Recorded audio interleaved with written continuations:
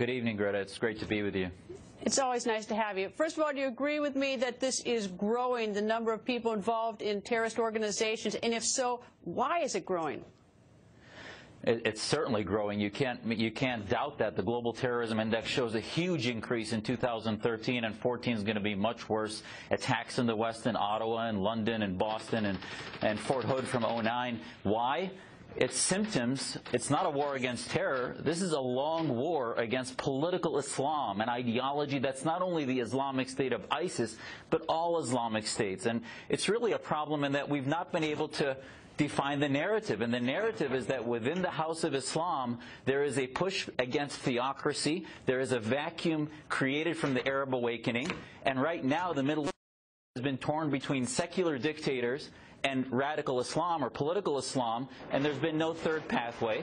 American exceptionalism has been pulled out of the picture and withdrawn because of denial and isolationism. So in that vacuum, nature abhors a vacuum, and it's being filled by political Islam and global Islamism. So how do we stop it? How do we roll this back? Because clearly we're not winning when you look at the growth. So how do you roll that back?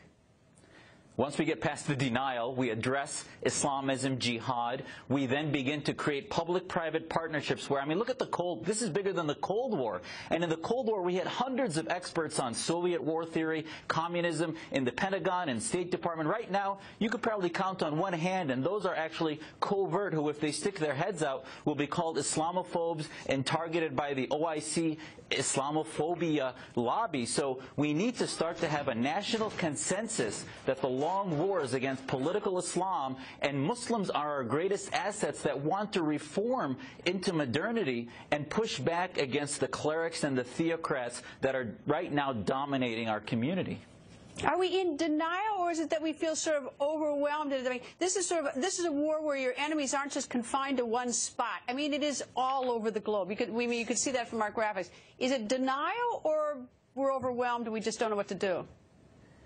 Well, I think there's a combination. As a naval officer who served 11 years, I think our country has never been overwhelmed, and we know what is right and what is good, not only for our security, but for the world. And I think in the absence of America, the world will suffer the growth of not only dictatorships like Russia and China, but Islamism will continue to grow into that vacuum. So I think Americans, once they understand what the problem is, will want to solve it. We just haven't had a media conversation about it. There hasn't been attention to the pathology.